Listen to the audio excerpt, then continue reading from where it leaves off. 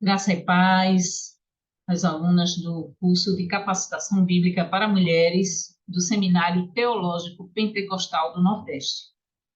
Este é o módulo 2 e nós temos a parte dos Evangelhos e Livro de Atos, que faz parte do módulo que fala justamente a mulher e a Bíblia 2, que estuda os livros do Novo Testamento.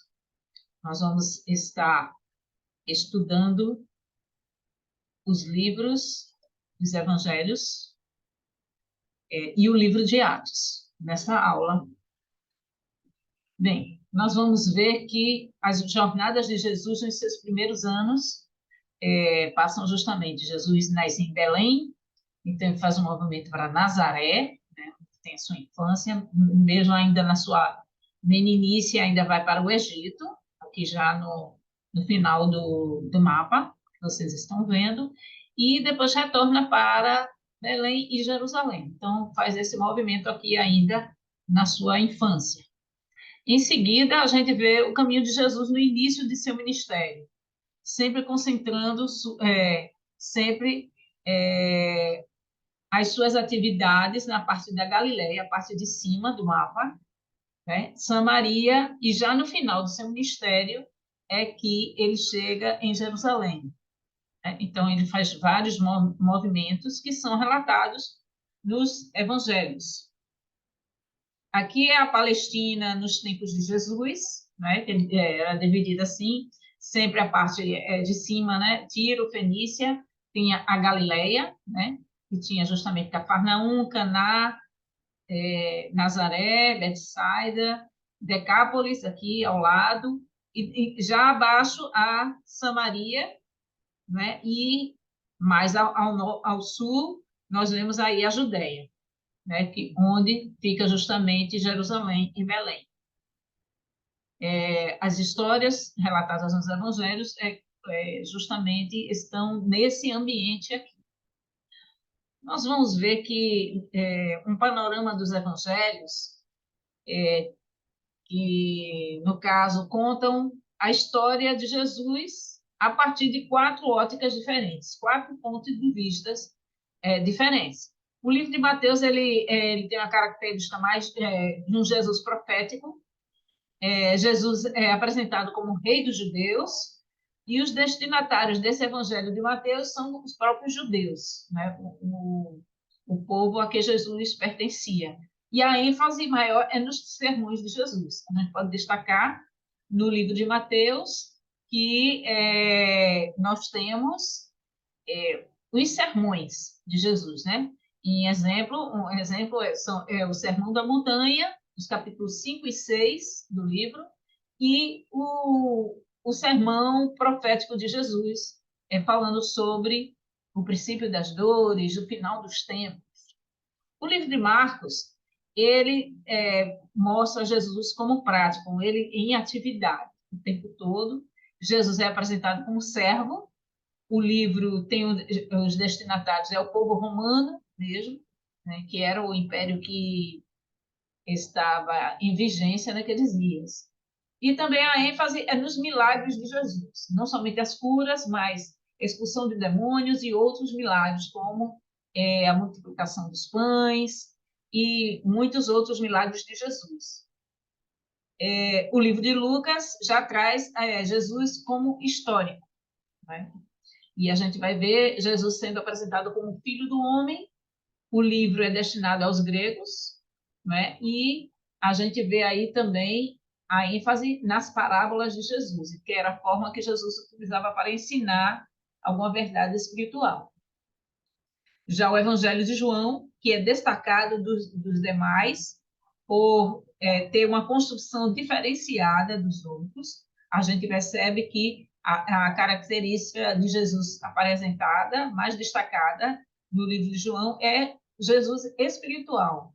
Ele é apresentado como Deus, né, desde o início do livro, no capítulo 1, né, quando ele vai falar sobre a divindade de Jesus.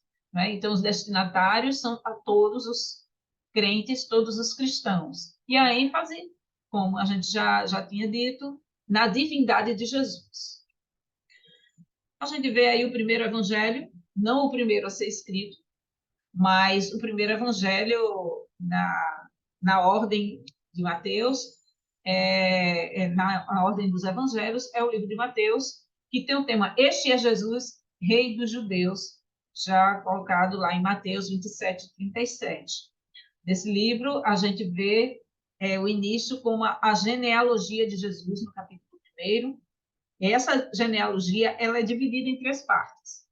De Abraão a Davi, do versículo 1 ao 6, de Davi ao exílio babilônico, do versículos 6 a 11, e do exílio a Jesus, dos versículos 11 a 17.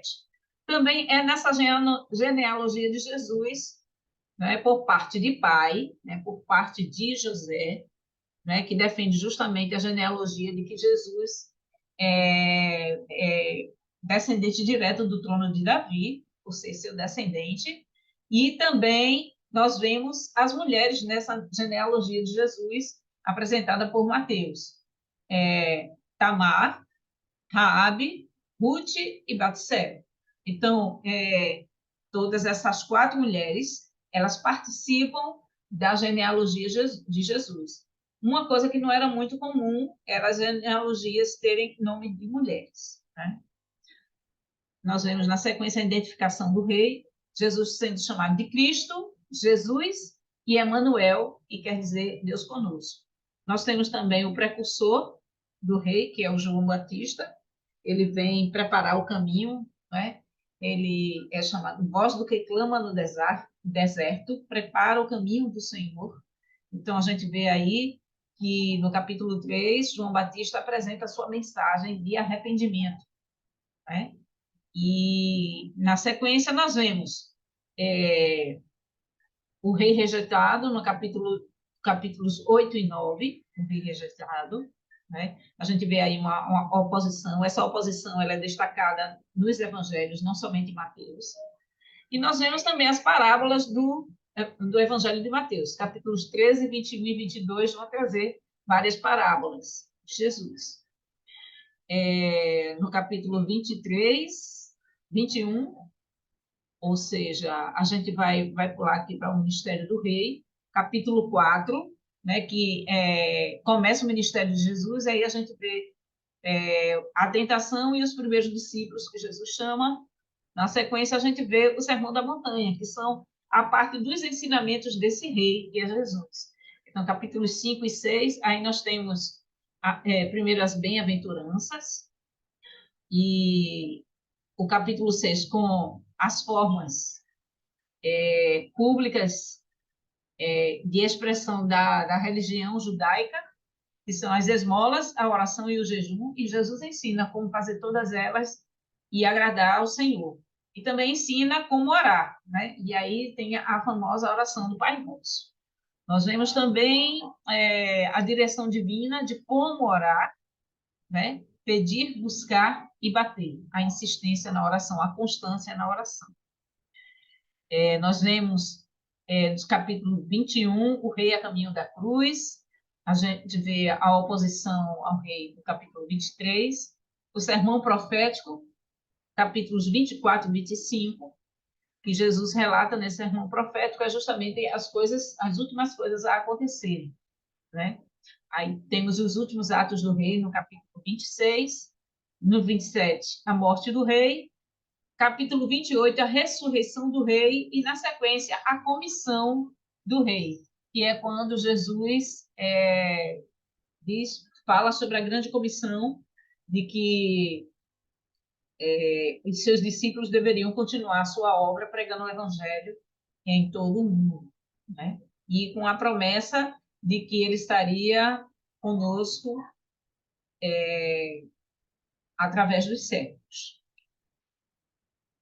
A gente vê aí também o segundo evangelho, o Evangelho de Marcos, que foi o primeiro a ser escrito. Na verdade, o Evangelho de Marcos ele é o primeiro a ser escrito e publicado e distribuído, né? Naquele tempo era através de rolos, né? De pergaminho, e nós podemos ver, destacar também, que os outros evangelhos tiveram também como fonte de pesquisa o Evangelho de Marcos. E nós temos como tema: veio para servir e dar sua vida em resgate por muitos. E nós vemos aí que Marcos apresenta Jesus como servo, né? E aí a palavra logo, né, denotando rapidez, tudinho, é o evangelho mais curto, tem 16 capítulos, e essa palavra, esse vocábulo, logo, é usado cerca de 40 vezes no livro. Aí nós temos o precursor falando sobre João Batista, a vinda do servo, o poder do servo. O Evangelho de Marcos, na verdade, ele é escrito rapidamente e ele não se detém com detalhes do nascimento de Jesus. É o único que não menciona o nascimento de Jesus da forma como os outros mencionaram. Aí nós temos aí o poder do servo, a gente vê enfermidades e demônios, né? Jesus curando as enfermidades e expulsando os demônios. Nós vemos também a oposição dos fariseus e saduceus. O servo prepara os discípulos. Jesus chama, escolhe os primeiros discípulos, aqueles que iam estar mais próximos a ele. Também temos parábolas no capítulo 4 de Marcos. Aí temos o sacrifício do servo e a ressurreição do servo. O Evangelho de Lucas é mais um tratado científico de muita pesquisa, que Lucas, o médico, como autor, ele se identifica logo no início do livro e também destina o seu livro a Teófilo. A gente vai falar sobre aí o Teófilo também. E o tema está justamente no capítulo 19, versículo 10 de Lucas, que diz que porque o Filho do Homem veio buscar e salvar o perdido. Nós vemos aí que Lucas apresenta Jesus como o Filho do Homem. Esse evangelho também é chamado de o Evangelho das Mulheres, porque menciona várias histórias relacionadas a mulheres que não foram destaque nos outros evangelhos. A gente vê a viúva de Naim, a viúva pobre que dá a sua oferta.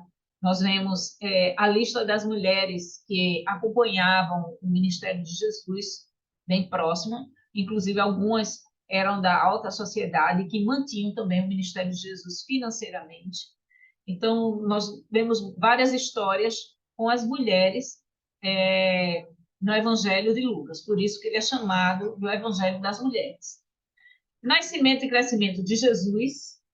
Interessante que ele narra uma história da infância de Jesus, desde a apresentação de Jesus no templo, né, com Simeão e a profetisa Ana no templo, e também um outro evento de que ele está acompanhando os pais na cidade de Jerusalém, e ele vai para o templo e se desencontra com os pais, e ele é encontrado horas depois ensinando no templo. Temos a tentação de Jesus, o ministério de Jesus na Galileia, e depois descendo para Jerusalém, as parábolas no Evangelho de Lucas, e Jesus chega a Jerusalém, e aí, na sequência, a crucificação, morte e ressurreição de Jesus. E aí a gente vai falar justamente sobre as semelhanças entre esses três primeiros evangelhos. Mateus, Marcos e Lucas são chamados de evangelhos sinóticos, que significa vistos em conjunto ou que têm o mesmo ponto de vista. Então, você vai ver o mesmo tipo de história, muitas histórias que são repetidas nos três ou em dois deles, no mínimo. Os sinóticos falam de Jesus para os descrentes, enquanto que o Evangelho de João fala de Jesus para os crentes, já para os cristãos. Os três falam do ministério de Jesus na Galileia e João na Judéia. Os sinóticos falam da vida pública de Jesus, enquanto que João mostra a sua vida em particular.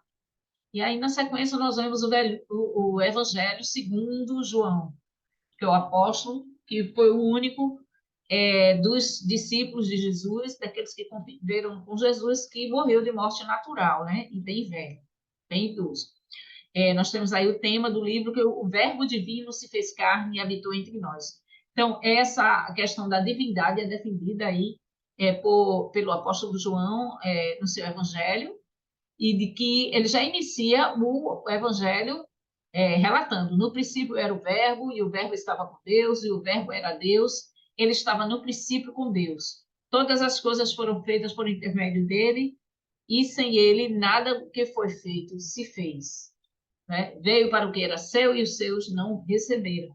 Mas a todos quantos o receberam, deu-lhes o poder de serem feitos filhos de Deus, a saber, os que creem no seu nome.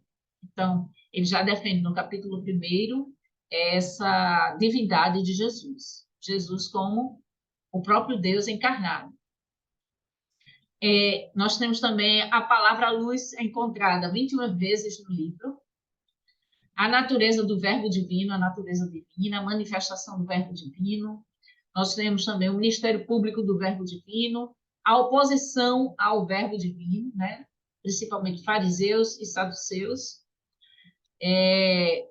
Também tem alguns eventos. Jesus lava os pés dos discípulos, ele instrui os discípulos, nosso relacionamento com Cristo e com os irmãos, não é? A ligação, a comunhão, já no capítulo 15 do Evangelho, nosso relacionamento com o Espírito Santo, no capítulo 16, a oração sacerdotal de Jesus, no capítulo 17, que é quando ele ora pelos discípulos, e também fala muito sobre o Espírito Santo, dizendo que ele será o ajudador, o consolador, aquele que ficará e fará morada dentro dos corações dos discípulos. Aí, na sequência, nós vemos a prisão de Cristo, o julgamento, crucificação e sepultamento, o túmulo vazio, as aparições de Cristo ressurreto, né? Várias pessoas, e o epílogo, que é justamente quando ele encerra o evangelho, né? Dizendo que muitas outras coisas poderiam ter sido escritas, mas que a quantidade de livros seria insuficiente para relatar tudo aquilo que tinha acontecido nos 33 anos da vida de Jesus aqui na Terra. E nós vemos aí nesse versículo, no capítulo 21, versículo 25, que finaliza o Evangelho de João. Há, porém, ainda muitas outras coisas que Jesus fez. E se cada uma das quais fosse escrita, cuido que nem ainda o mundo todo poderia conter os livros que se escrevessem. Talvez seja um exagero, né? De que o evangelista pudesse estar falando sobre isso, mas é o sentimento que ele tem, de que muitas outras coisas poderiam ter sido escritas, mas que não foram escritas, mas que o conteúdo principal da vida de Jesus e de sua mensagem, seus milagres, seu ministério, todo está, a gente pode encontrar nos 4 evangelhos. Algumas dicas de leitura, né, que a gente vai disponibilizar para vocês em PDF, esses livros lá no grupo de WhatsApp do curso. A gente vê aí as parábolas de Jesus e Simon Kistemaker. Então, esse livro vai destacar fazer um comentário de todas as parábolas de Jesus, muito interessante, um material muito bom para a pesquisa. Na sequência, do mesmo autor, os milagres de Jesus, também nessa mesma sentido, né, de explorar o mistério das obras divinas de Jesus, os milagres de Jesus. E aí está incluso, né, milagres com relação à natureza, milagres de cura, de enfermidades, milagres, outros milagres, né, expulsão de demônios, ressurreição de mortos e tudo mais. A gente vê também Entendes o que Leis, esse livro aí vermelhinho com um ponto de interrogação, não é? É um livro voltado para a exegese, né? Que é a explicação, a hermenêutica, são justamente instrumentos para a interpretação dos textos bíblicos, e é curioso que esse livro ele traz os gêneros literários da Bíblia em separado, né? E vemos também sobre Atos, né? Atos, o Evangelho do Espírito Santo, a gente vai estudar Atos daqui a pouco, e aí o livro de Russell Gonzalez, esse livro muito bom também, ele traz minúcias, né, do estudo desse livro tão importante para a história da igreja, para os nossos dias. E, finalmente, estudos no Sermão do Monte, de Martin Lloyd Jones. É um livro que eu gosto muito. Os comentários em cada frase do Sermão do Monte, desde as bem-aventuranças até o final do sermão. E é muito interessante. Então, a gente vai disponibilizar esses livros em PDF lá no grupo para vocês, certo? Se alguém tiver interesse, é bom tê-los na biblioteca de vocês.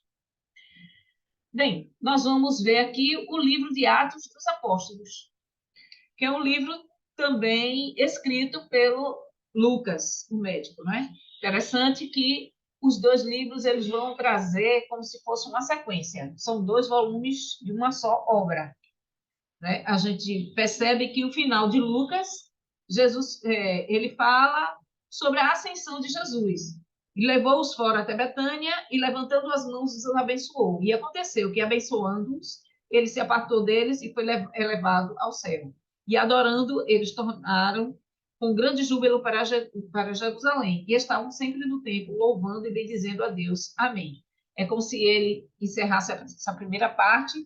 E, na sequência, Lucas inicia o seu segundo livro, mas que os dois, juntando, dá uma obra só, né? Um completa o outro. Ele parte justamente, a introdução do livro de Atos é falando sobre a ascensão de Jesus, que ele tinha finalizado no Evangelho. Então, aí nós temos justamente a sequência, né, de Atos dos Apóstolos. Aí aqui um comentário sobre o livro de Atos, né, registrado no livro lá de Russell Gonzalez. Atos é um livro único em todo o cânon do Novo Testamento. Os livros antes dele, os evangelhos, representam por si mesmos um gênero literário, talvez criado pelo autor de Marcos. Os livros depois dele, as epístolas, seguem as estruturas aceitas do gênero epistolar, como era praticado na época. Veja que o livro de Atos ele está entre os evangelhos e as epístolas. Na sequência, a gente vai estudar as epístolas. Atos é uma sequência dos evangelhos. Lucas e Atos são realmente os 2 volumes de uma só obra. Somente Lucas registra sobre a ascensão de Cristo aos céus. E ele faz esse registro 2 vezes nos 2 livros, né? No Evangelho e no livro de Atos. O livro é dividido em 2 partes, né? A maioria dos estudiosos concordam com isso, de que a primeira parte do livro de Atos, do capítulo 1 ao 12, o protagonista é Pedro. E a partir do capítulo 13 até o final do livro, o personagem principal é Paulo. Aí nós vemos aí o autor como sendo Lucas, o médico, né? Fez parte do grupo de missões, das viagens missionárias e das visitas às igrejas com o apóstolo Paulo. As palavras-chave deste livro são a ascensão de Cristo. São 3 eventos, na verdade, né? Começa com a ascensão de Cristo, tem a descida do Espírito Santo e, na sequência, a expansão do Evangelho. Nós temos o destinatário mesmo do Evangelho de Lucas, que é Teófilo, um oficial romano. Capítulo 1 vai falar sobre a fundação da igreja, a instrução de Jesus, a sua ascensão, os discípulos confortados, né, com a partida de Jesus, os fiéis em oração, e aí Matias é escolhido para o apostolado no lugar de Judas Iscariotes. Capítulo 2, nós vemos a igreja revestida do Espírito. Aí nós temos a descida do Espírito Santo, o Pentecoste, e o sermão de Pedro, e como viviam os convertidos. Nós vemos aí no capítulo 2, versículos 42 a 47, como era a vida em comunhão da igreja primitiva. Diz o seguinte: perseveravam na doutrina dos apóstolos, e na comunhão, e no partilho do pão, e nas orações. Em cada alma havia temor, e muitas maravilhas e sinais se faziam pelos apóstolos. Todos os que criam estavam juntos e tinham tudo em comum. Vendiam suas propriedades e fazendas e repartiam com todos, segundo cada um tinha necessidade. E, perseverando unânimes todos os dias no templo, e partindo o pão em casa, comiam juntos com alegria e singeleza de coração, louvando a Deus e caindo na graça de todo o povo. E todos os dias acrescentava o Senhor à igreja aqueles que se haviam de salvar. Bem, capítulos de 3 a 5, nós vemos as primeiras perseguições. Nós temos aí a cura do coxo, a porta do templo, né? com Pedro e João, e aí o segundo sermão de Pedro, depois da cura desse coxo. Pedro e João têm que se explicar perante o Sinédrio, a igreja em oração. Nós temos um evento muito chocante que é sobre Ananias e Safira, né? A prisão dos apóstolos, capítulos 6 a 9, o crescimento da igreja. Mesmo com a perseguição, a igreja cresce e vai se espalhando também. A instituição dos diáconos, a igreja já começa a ser um grupo organizado, principalmente com diáconos para servir as mesas, para cuidar da ação social, principalmente com relação às viúvas e os órfãos. O martírio de Estevão, Estevão se torna o primeiro mártir da igreja, né? E ele é apedrejado em público. E na sequência nós temos perseguição e dispersão da igreja com a morte de Estevão. Então muitas pessoas começaram a fugir daqueles grandes centros, né, onde estava a maioria dos cristãos concentrados em Jerusalém. E aí o evangelho chega aos samaritanos e temos a conversão de Saulo.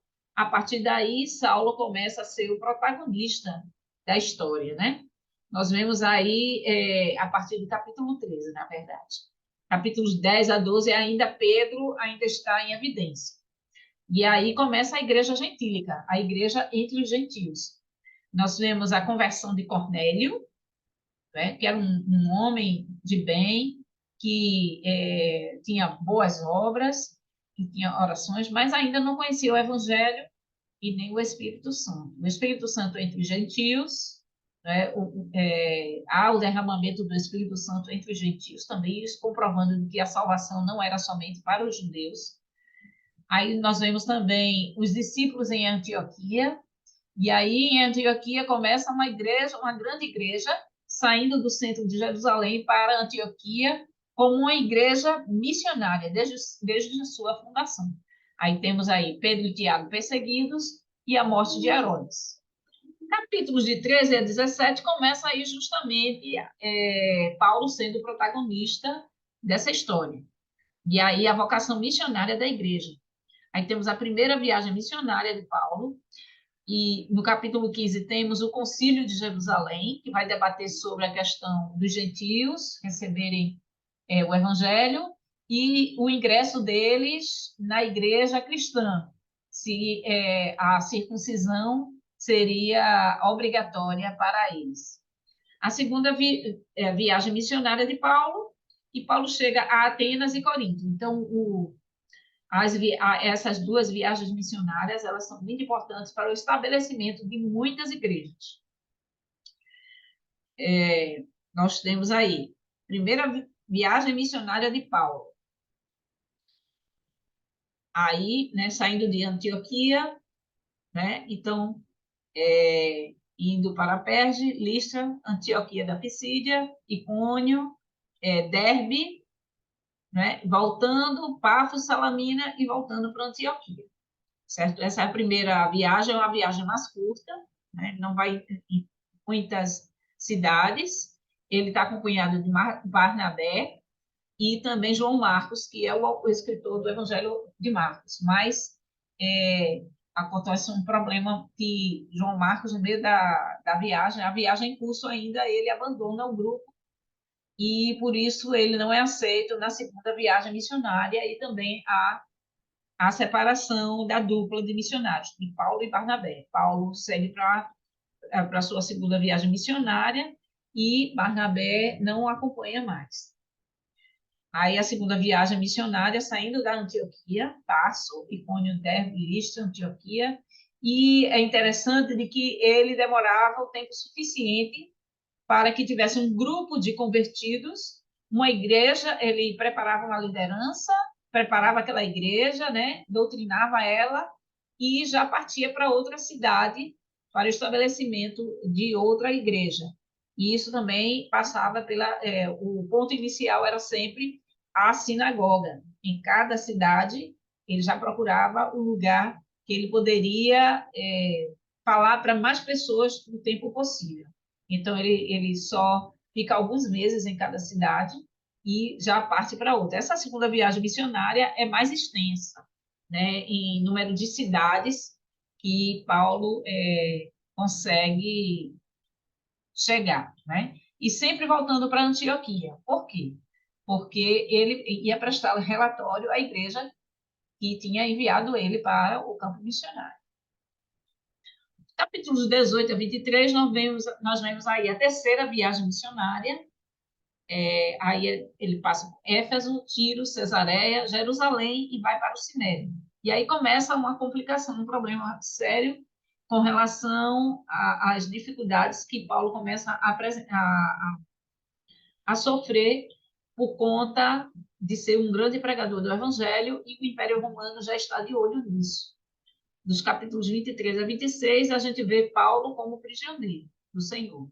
E é também na prisão que ele começa a escrever para as igrejas que ele tinha fundado, né? Igrejas que ele tinha visitado também. Paulo é levado preso para Cesareia, tem a acusação em defesa de Paulo, né? Ele vai usar o seu título de cidadão romano nessa ocasião. Paulo perante Félix e Festo, Festo expõe a Agripa o caso de Paulo. Aí está o mapa da terceira viagem missionária de Paulo. Dessa feita, ele não volta para Antioquia, ele vai para Jerusalém, que é quando ele vai prestar esclarecimentos ao Império Romano sobre toda essa questão dele pregar o Evangelho. Então, também uma viagem bem extensa, né? Ele passa por várias cidades, algumas ele visitando, né? Indo pela segunda ou terceira vez, né? Para ver como estavam os irmãos daquela determinada cidade. Capítulos 27 a 28, nós vemos a viagem de Paulo a Roma. É uma viagem muito turbulenta. O começo da viagem, nós temos aí o começo da viagem, os perigos da viagem. É nessa viagem também que ele sofre um naufrágio, né? E também vai parar na ilha de Malta, né? A ilha de Malta aí. E Paulo chega a Roma. Lucas, ele termina o livro de Atos dos Apóstolos, os dois últimos versículos, no capítulo 28, versículos 30 e 31, ele diz que Paulo ficou 2 anos inteiros na sua própria habitação, que alugara, e recebia todos quantos vinham vê-lo, pregando o reino de Deus e ensinando com toda a liberdade as coisas pertencentes ao Senhor Jesus Cristo, sem impedimento algum. Então, acredita-se que Lucas teria um terceiro volume da obra dele, e que nessa sequência ele contava com relação ao julgamento de Paulo e consequente morte por decapitação. A gente percebe aí que Paulo, no final do livro de Atos, ele já está em prisão domiciliar. Ele podia receber visitas, mas não podia sair. Então, ele tem uma produção literária muito grande. As epístolas de Paulo são escritas, a maioria delas, em prisões, né? Então, a gente percebe aí que o Evangelho, o livro de Atos, digo, é como se tivesse uma história que não terminou, né? Então, na sequência, a gente vê isso, aí a viagem de Paulo a Roma, né? Ele sai de Jerusalém, Cesareia, Sidom, né? E passa por todas essas cidades, passa por Creta, né? Pela ilha, né? Aí a ilha de Malta, Sicília, e vai até Roma. E é quando ele martirizado, certo? A gente vê que a história, né, esses livros históricos do Novo Testamento contam a história tanto do ministério de Jesus, da vida de Jesus, e também o início da igreja primitiva. E que a gente possa estar sempre estudando a palavra do Senhor para aprendermos cada vez mais. Até a próxima aula.